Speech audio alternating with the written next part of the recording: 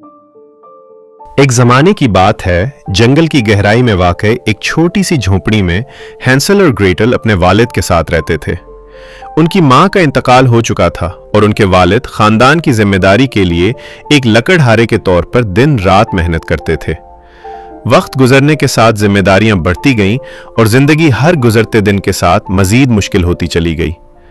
आखिरकार उन्होंने दूसरी शादी कर ली, मगर उनकी नई बीवी को अपने सौतेले बच्चों से कोई मोहब्बत न थी। एक रात जब हैंसल और ग्रेटल सोने की तैयारी कर रहे थे तो उन्होंने अपनी सौतेली मां और वालिद के दरमियान होने वाली बहस सुन ली। हर रोटी सुबह से पहले खत्म हो जाती है। अगर बच्चे यहाँ रहे तो हम सब भूखे मर जाएंगे। ये मेरे बच्चे हैं, मैं उन्हें छोड़ नहीं सकता। मैं अपने आप के साथ कैसे जी सकूंगा? अगर हमने कुछ न किया तो हम में से कोई भी नहीं बचेगा। कल उन्हें जंगल की गहराई में ले जाओ। उनके वालिद ने मुखालफत की, मगर उनकी सौतेली मां अपना फैसला पहले ही कर चुकी थी। ये इरादा सुनकर ग्रेटल रोने लगी। फिक्र मत करो ग्रेटल, किसी न किसी तरह हम वापस घर का रास्ता ढूंढ ही लेंगे। उस रात देर गए। हैंसल खामोशी से बाहर निकला और अपनी जेबों में जितने पत्थर भर सकता था भर लिए। सुबह के वक्त सब लोग जंगल की तरफ रवाना हुए और उनके वालिद ने बच्चों को बताया कि यह सिर्फ एक खानदानी सैर है।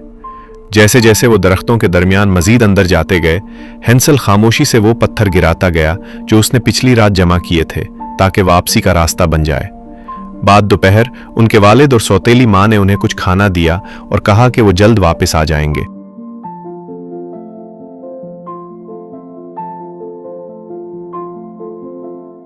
हम जल्द वापस आ जाएंगे, तुम दोनों यहीं रहना, ठीक है?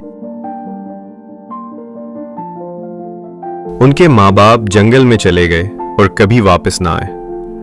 रात होते ही जंगल में डरावनी आवाजें आने लगीं और खौफ से कांपते हुए हैंसल और ग्रेटल एक दूसरे के साथ जुड़कर बैठ गए। जब चांद निकला तो पत्थर चमकने लगे और उन्हें घर वापस जाने का रास्ता दिखाने लगे।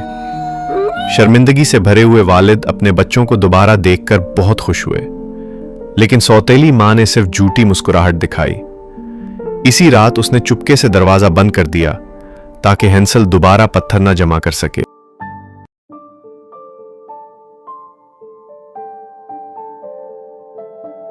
लेकिन हैंसल होशियार था।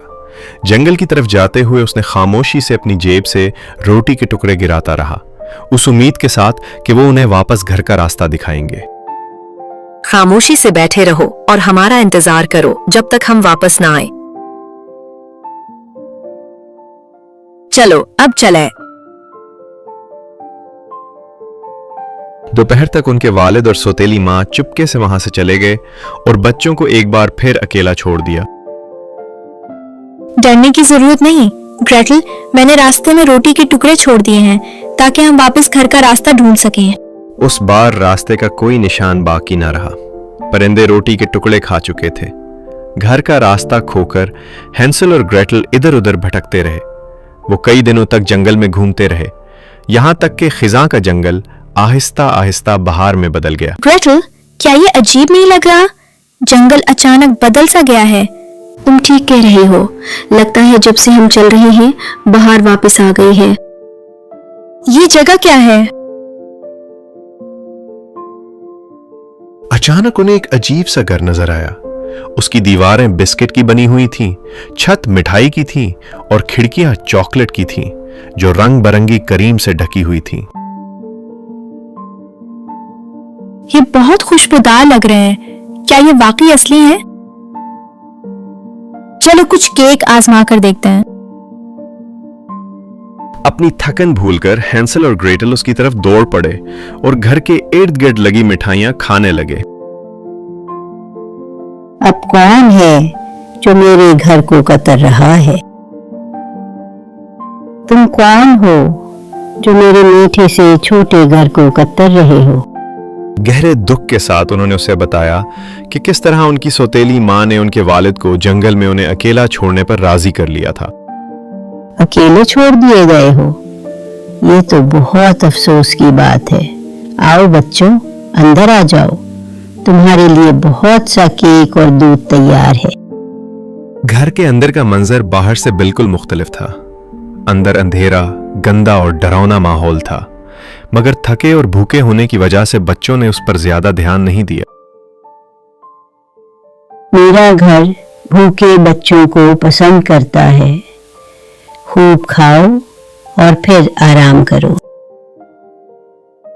आपकी मेहरबानी का शुक्रिया। मुझे खुशी है कि हमें ये जगह मिल गई। मुझे भी। अब मुझे आखिरकार खुद को महफूज महसूस हो रहा है। उस रात उन्होंने आराम से नींद ली और सुबह जल्दी खुशो खुर्रम उठे। अरे आओ देखते हैं इस कमरे में क्या है। चलो चलते हैं। उन्होंने दरवाजा खोला तो जो मंजर देखा उस पर वो हैरान रह गए। एक कमरा सोने और खजानों से भरा हुआ था।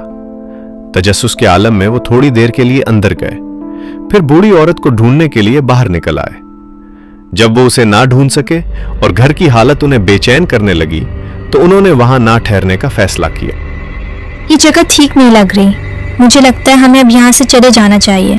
जैसे ही वो वहां से निकलने की कोशिश करने लगे, हरा धुआं उन्हें घेरने लगा और अचानक एक चुड़ैल जाहिर हो गई। वो मेहरबान बूढ़ी औरत गायब हो चुकी थी। दरअसल वो शुरू से ही एक चुड़ैल थी और बच्चे उसके जाल में फंस चुके थे। तुम्हारा भाई बहुत दुबला है, उसके लिए खाना पकाओ और उसे मोटा करो। जब वो ठीक हालत में हो जाएगा तो वो मेरे लिए बहुत लजीज खाना होगा। कुछ भी खाने की हिम्मत मत करना, सारा खाना उसी के लिए है। अब जाकर खाना पकाओ।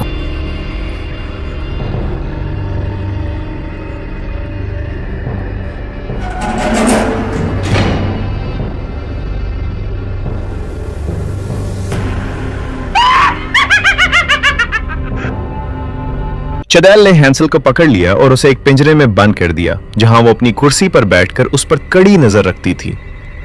दिन गुजरते गए और वो उसके मोटा होने का इंतजार करती रही, मगर हैंसल होशियार था। वो खाना खाने के बजाय उसका ज्यादातर हिस्सा जमीन में एक गड्ढे में छुपा देता था।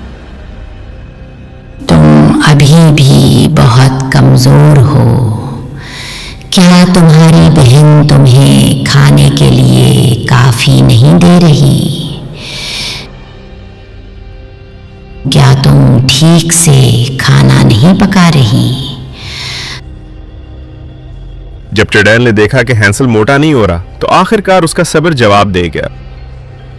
मोटा हो या कमजोर, मुझे अब कोई फर्क नहीं पड़ता। आज मैं तुम्हारे भाई का खाना बनाऊंगी। जाकर चूल्हे में देखो कि आटा अच्छी तरह पक गया है या नहीं। होशियार ग्रेटल ने जल्दी से भागने का एक मंसूबा बना लिया। मैं अंदर सर डालकर आटा नहीं देख पा रही। मुझे देखने दो। जब चुड़ैल चूल्हे में झुककर आटे को देखने लगी तो ग्रेटल ने हिम्मत जमा की और उसे धक्का देकर अंदर धकेल दिया। अगरचे चुड़ैल बाहर निकलने की तड़पती रही, मगर ग्रेटल मजबूती से डटी रही, यहां तक कि आग ने उसकी बुराई का खात्मा कर दिया। फिर ग्रेटल ने फौरन हैंसल को पिंजरे से आजाद किया और घर से निकलने से जरा पहले हैंसल के जहन में एक ख्याल आया। चलो कुछ खजाना उठा लें और जल्दी से इस घर से निकल जाएं। उन्होंने जितना खजाना जमा कर सकते थे जमा किया और फौरन घर से बाहर भाग निकले। उसी वक्त पीछे आग भड़कने लगी और पूरा जंगल रोशन हो गया, जबकि वो महफूज जगह की तरफ निकल गए।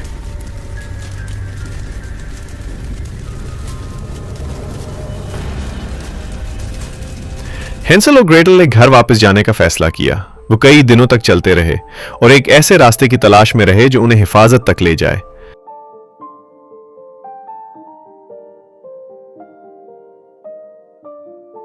जब वो थक गए और उम्मीद खोने लगे तो अचानक ग्रेटल ने रास्ते के आखिर में अपना घर देख लिया।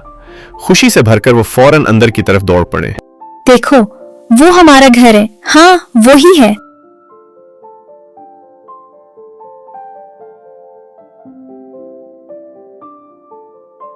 मैं बहुत शर्मिंदा हूँ। मैं कभी भी तुम्हें दोबारा नहीं छोड़ूंगा। अब्बा, हमें आपकी बहुत याद आई थी। हमें बहुत डर लग रहा था। हमने वापस आने का रास्ता ढूंढने की कोशिश की और देखे, हमने कभी हार नहीं मानी। उनके वालिद ने उन्हें बताया कि उनकी सौतेली मां घर छोड़कर चली गई थी और वो कई दिनों तक उन्हें ढूंढते रहे थे। हैंसल और ग्रेटल ने फिर उन्हें मिठाइयों से बने उस घर के बारे में सब कुछ बता दिया। मिठाइयों के उस घर में सोना और जेवरात थे, मगर हमने सिर्फ इतना ही लिया जो हमें जिंदा रहने में मदद दे सके।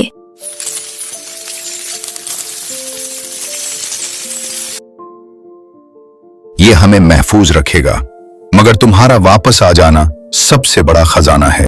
उनकी तमाम मुश्किलात खत्म हो गईं और उनके घर में दोबारा सुकून आ गया, जहां वो खानदान खुशी खुशी रहने लगा।